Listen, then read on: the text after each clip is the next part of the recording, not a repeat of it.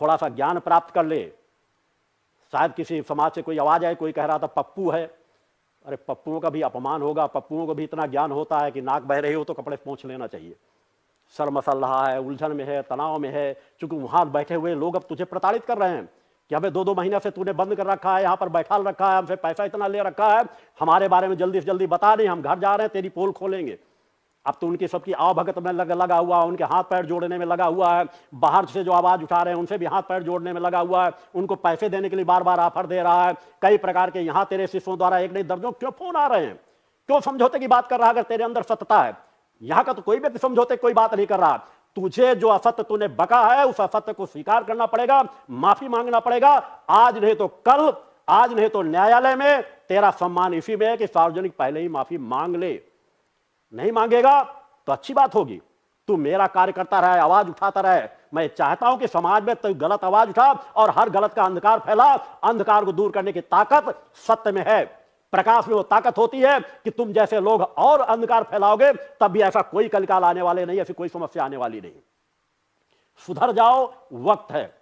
और जिन लोगों ने ऐसे कदम उठाए हैं, जिनके साथ में हत्यारों के साथ मिलकर के, हत्या करने वाले के परिवारों के साथ मिलकर जो तुम षड्यंत्र कर रहे हो, यहां के प्रति आवाज उठाने का प्रयास करो, उसके लिए आवाज उठाने के लिए वो सभी रास्ते खुले हैं। मैं किसी को एक बार माफ करता हूं, बार बार माफ नहीं करता। कानून, संविधान बना हुआ है, संविधान के तहत कोई अपराध करेगा उसके तहत उसको निर्णय मिलेंगे। मेरे शिष्य अपराधी नहीं है, मेरे शिष्य चेतनावान है। मेरे किसी आश्रम के शिष्यों पर कोई भी वर्तमान में एक भी मुकदमा नहीं चल रहा, किसी में सजा याफ्ता नहीं है। गलत जानकारियां, भ्रम समाज को फैलाना बंद कर। तू अपने आश्रम में देख, तेरे यहां जितने रह रहे हैं, सेवादार रहे हैं, अन्य लोग रहे हैं, वह कैसा जीवन जीते हैं, तू अपने बारे में बता। समाज जो तुझसे पूछ रहा है, जो लोग आ करके वहां से जवाब उठा रहे हैं, उसके विषय में बताने का कार्य कर। दिशा भ्रमित समाज को मत कर। कहीं दूर दूर तक तेरी क्षमता नहीं, मैंने कहा है, मैंने इससे ज्यादा अधिकार क्या दूंगा।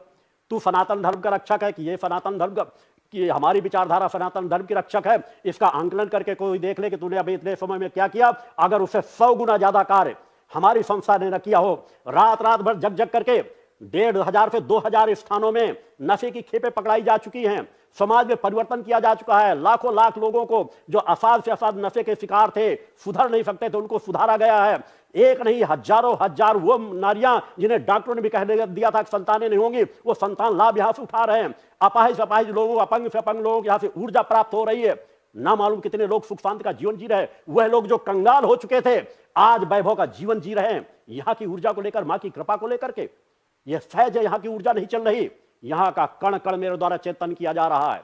साधनात्मक केंद्र, एक ऐसा धर्म की धुरी स्थापित की जा रही है जहां पर सभी केंद्रों के, विश्व अध्यात्म जगत की सभी शक्तियों का जहां ससम्मान आह्वान किया जाता है कि वो अपने अपने केंद्रों के माध्यम से मां की शक्तियां कार्य करेंगे। और यह मां का वो स्थान है, जगत जननी की जहां आरती होती है, जगत जननी की जहां उपस्थित होती है, वहां समस्त देवी देवताओं की उपस्थिति सहज भाव से प्राप्त होती है। यह वह धाम बनने जा रहा है, यह वह लोक बनने जा रहा है, यह वह धरती है, पवित्र धरती, जहां पर आने वाले समय पर युगों युगों तक माता आदि शक्ति जगदम्बा की ऊर्जा से समाज लाभान्वित होता रहेगा। झूठ और पाखंड फैलाना बंद करो। समाज के लोगों को लाभ क्या दिया जा, किस तरह से दिया जाना है, मेरे शिष्यों से मिल लेना, वो तेरा कुछ मार्गदर्शन कर देंगे। मेरे शिष्यों से मिल लेगा, वही तुझसे बहुत ज्यादा पात्रता लिए हुए हैं। तूने कई बार लकीर खींच दूंगा, कोई निकल नहीं सकेगा। अरे मैंने कहा मैं 5 शिष्य पहुंचा दूंगा, जिस शिष्य को तू चयन कर ले, तेरी जितनी लकीरें खींचना हो खींच देना, मेरी बात तो छोड़ दे, वह उन सभी लकीरों से आगे निकल जाएंगे। फरवरी में मेरा शिविर प्रयागराज में होने जा रहा है। 25-26 फरवरी को प्रयागराज में शिविर रहेगा। तेरे पास अब भी मौका है। सभी जो गलतियां तूने की है, गलत प्रचार प्रसार किया है, माफी मांग ले सार्वजनिक तौर पर। आज सम्मान से आ, सम्मान से तुझे आसन दे दूंगा। अगर सभी माफी का, तेरी जितनी जिस प्रकार चुनौती स्वीकार करना हो, मैं हर तरह की तेरी चुनौती स्वीकार करने की तैयार हूं। आओ, उपस्थित हो जा प्रयागराज में आकर के। अगर तेरे अंदर क्षमता है, किसी प्रकार की तू पात्रता लेकर के खड़ा है, जहां ध्यान साधना की क्षमता हो, जहां आत्म क्षमता हो, जहां हमारे चारों शंकराचार्य या काशी विद्युत परिषद के लोग या समाज के लोग ये कह सके हाँ यह तपबल है। तपबल वह होता है कि जहां व्यक्ति 24 घंटे झंझावातों में रहकर के भी 1 सेकंड में अपने आप के मन मस्तिष्क को एकाग्र कर लेता है, विचार शून्य अपने आप को कर सकता है, ध्यानस्थ हो सकता है। अरे तू तो मेरा नाम नहीं उतार पा रहा अपने मन मस्तिष्क से, मुझे नहीं बुला रहा, शिष्यों कह रहा है, अपने सामने बैठे भक्तों से कह रहा, भगवान से निवेदन करो मां से कि मेरे ध्यान से बात उतर जाए, और अपने आप को तिकालगी कहता है। ध्यानस्थ तब की ये प्रथम श्रेणी है, मगर तुझे क्या ज्ञान, तूने यम नियमों को तो कभी पालन ही नहीं किया। यम नियम, आसन, प्राणायाम, प्रत्याहार, धारणा, ध्यान, समाधि के पथ पर तो तू चला ही नहीं है। तुझे जैसा मार्ग दिया गया, जैसा मार्ग चल रहा है, तूने बस केवल पैसा लाते जाओ, पैसा लाते जाओ, पैसे व्यवहार। सनातन धर्म से तो तेरा पैसे का रिश्ता है सिर्फ, और सनातन धर्म पैसे के रिश्ते से आज तक आगे बढ़ा ही नहीं है। तू कैसे सनातन धर्म का रक्षक अपने आप को कहने का अधिकार रखता है? समाज को भ्रमित मत कर, तेरी दिशा गलत है, तू दिशा गलत दिशा में जा रहा है, उससे अपने आप को सुधार कर ले। एक नहीं सैकड़ों बातें हैं, मगर मैंने कहा अब समाज से बातें उठने लगी, इसलिए मुझे आवश्यकता नहीं। मुझे कभी आवश्यकता होगी तो पुनः इसी चैनल पर आकर के अपनी आवाज रखूंगा। समाज की आवाज आनी प्रारंभ हो गई है, समाज को मैंने जगाया है, मेरा कर्तव्य है।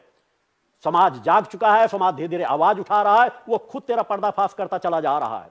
सफाई दे जितनी अपनी सफाई दे सकता है। और तुम मेरे खिलाफ जो मान अपमान से परे होकर के जीवन की वह यात्रा तय कर रहा है, मैं हर अपमान के घूंट को पीने के लिए, मानवता के कल्याण के लिए तत्पर रहता हूं, और हर अपमान करने वाले को संविधान के दायरे में रहकर जवाब देना जानता हूं। और साधनात्मक कर्म से अगर किसी के पास क्षमता है तो मैंने कहा कि उन क्षमताओं मेरे ऊपर उपयोग करो। अरे तुम एक पेड़ के पत्ते को नहीं हिला सकते हो तन मन के माध्यम से, अपने अंदर के भूत प्रेत पैतालों के माध्यम से, और मुकाबला करने समाज में सत्य से चले हो। ढोंग पाखंड को फैलाना बंद करो, सुधर जाओ, अब भी वक्त है। कोई ऐसा कलिकाल नहीं आने वाला, कोई ऐसा भ्रम नहीं आने वाला जहां तुम दूसरे धार्मिक संस्थानों को जीरो में पहुंचाने की बात कह दो। इस धरती पर एक नहीं अनेकों तपस्वी बने हैं, अनेकों तपस्वी हैं, अनेकों क्षमतावान हैं। मैं उन्हीं तपस्वियों को झकझोरता हूं, उन्हीं ज्ञानियों को झकझोरता हूं, हर मंचों से झकझोरता हूं कि जागो, यह वक्त है सनातन धर्म की रक्षा करने का। नहीं आगे आने वाली मानवता तुम्हें धिक्कारेगी। तुम्हारा ज्ञान, तुम्हारे अंदर की सामर्थ्य अगर अपने साथ लिए बैठे रहे, केवल एक दूसरे के मंचों का सम्मान करते रहे, एक दूसरे के मंचों पर सम्मान भोगते रहे, इससे हमारे सनातन धर्म की रक्षा नहीं होगी। हमारे एक बहुत बड़ा समाज करता चला जा रहा है, छुआछूत के वजह से, वर्ण व्यवस्था के वजह से इतना लंबा अंतराल हो गया जिसे हमें बहुत पहले सुधार लेना चाहिए। आज भी हमारे शंकराचार्यों को आगे आना चाहिए और कहीं ना कहीं प्रायश्चित करते हुए सत्य को स्वीकार कर लेना चाहिए कि हमने एक बहुत बड़े समाज का कहीं ना कहीं अनादर हमारे द्वारा हुआ है। छुआछूत के नाम से दूरियां हमने बढ़ाई हैं, उन दूरियों को नजदीकता में बदलने का वक्त है कि कहीं ना कहीं अभी हम सुधार करके चलें, जो गलतियां हुई सुधारा जा सके। इन बिंदुओं पर मेरे द्वारा समय समय पर आवाज उठाई जाती रही और आगे आने वाले समय पर भी आवाज उठाई जाती रहेगी।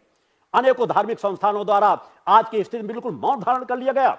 रामपाल जैसे लोगों ने जब गीता का पूरा वर्णन ही गलत तरीके से करके समाज को दिशा भ्रमित कर दिया, एक नई गीता तैयार करने का प्रयास किया और समाज को सब चीज ज्ञान उल्टा देना शुरू कर दिया। लोगों के घर से देवी देवताओं को निकाल कर बाहर फेंकवाना शुरू कर दिए, देवी देवताओं का पूजन करने से मना कर दिया। तब तुम जैसे लोग कहां पे मौजूद थे? और उसी के लिए मेरे द्वारा उन संस्थानों बैठे हुए जिनको अनेकों लोगों में जानता हूं योग्य है, सक्षम है, तपस्वी हैं, मगर उनके द्वारा आवाज नहीं उठाई जाती। ऐसे गीता मनीषी पड़े हुए हैं जो गीता में कोई भी किसी तरह का के वृतांत को सही तरीके से जवाब दे सकते हैं, डिक्टेट कर सकते हैं, समझा सकते हैं, मगर मौन बैठ जाते हैं इसलिए कि कोई दूसरा हमें कुछ ना कह दे। 100 अपमान भोगना पड़े, भोग करके भी हम एक सत्य की रक्षा कर सके तो हमें 100 अपमानों को भोगने के लिए आगे बढ़ना चाहिए अगर वास्तव में कोई तपस्वी है। इसलिए मैं समाज के सभी सात्विक प्रवृत्ति के लोगों का आह्वान करता हूं, आओ यह वक्त है जागने का, आओ यह समय है जागने का कि आज हम समाज को दिशा दे सकें, सनातन धर्म की रक्षा कर सकें। अनेकों संस्थानों से कभी हमारी माता सीता का अपमान किया जाता है, कभी राम का अपमान किया जाता है, कभी लक्ष्मण का अपमान किया जाता है, कभी शिव का अपमान किया जाता है।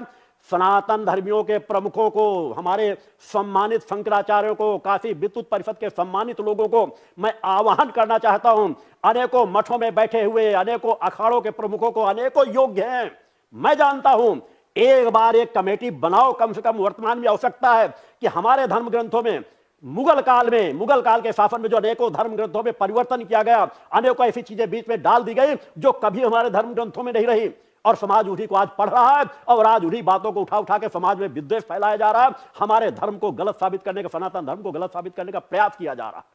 एक लंबे बिंदु हैं, उन बिंदुओं अभी हाल में ही माता सीता के विषय में जो कुछ कहा गया कि राम ने सीता जी को कहा, उन विस्तार में अभी आज मैं नहीं जाना चाहता, समय के साथ उनका विस्तार से वर्णन करूंगा। मगर क्या हमारे सनातन धर्म के शंकराचार्यों का खुद कर्तव्य नहीं है? अनेकों बड़े बड़े जो अखाड़े हैं, केवल अखाड़े की रक्षा के लिए वो प्रमुख बने हुए हैं। अरे धर्म रक्षा के लिए हो, आगे आओ। तुम मेरे लिए 100 गालियां दे दो, हो सकता है मेरी बात बुरी लगती हो, मैं बार बार इसलिए धिक्कारता हूं, बार बार इसलिए आवाज उठाता हूं कि वर्तमान समय सुनहरा काल है। यह धर्म का काल है, युग परिवर्तन का काल है। मेरे लिए युग, यहां से युग परिवर्तन का महाशंखनाद किया गया है, नशा मुक्ति शंखनाद किया गया है, महासत्य शंखनाद किया गया है। समाज बदल रहा है, समय की, वक्त की मांग है कि हमारे धर्म ग्रंथों में भी जो गलतियां बीच बीच में मुगल कालों में डाल दी गई हैं, जो उस समय की भाषा शैली से परिवर्तन देखा जा सकता है, समझा जा सकता है, जो हमारी ऋषियों मुनियों की वाणी कभी थी ही नहीं, वैसी भाषा कभी वो बोल नहीं सकते, वह वहां अगर लिखा गया है तो उसे निकाल करके बाहर करो। उन धर्म ग्रंथों को सही स्वरूप में समाज में ला करके हमारे शंकराचार्यों का कार्य है। प्रमुख हो, आगे आओ, कुछ लोगों की टीम बना के अगर कार्य करके प्रमाणित करके दे दोगे समाज में, तो वही ग्रंथ समाज में प्रमाणित माने जाएंगे। यदि कहीं पर भी हमारी मूर्तियों का सम्मान, हम मूर्तियों में मिट्टी लग जाती है, उनकी साफ रोज धुल देते हैं, उन्हें साफ कर देते हैं, हमारे ऊपर गंदगी पड़ती है उन्हें साफ कर देते हैं। और अगर हमारे धर्म ग्रंथों में लिखी हुई पुस्तकों में किसी ने कुछ गंदगी डाल दी है, गलत चीजें डाल दी है, तो उसको कौन निकालेगा? केवल इसलिए धर्म ग्रंथ है वहां कुछ नहीं कर सकते।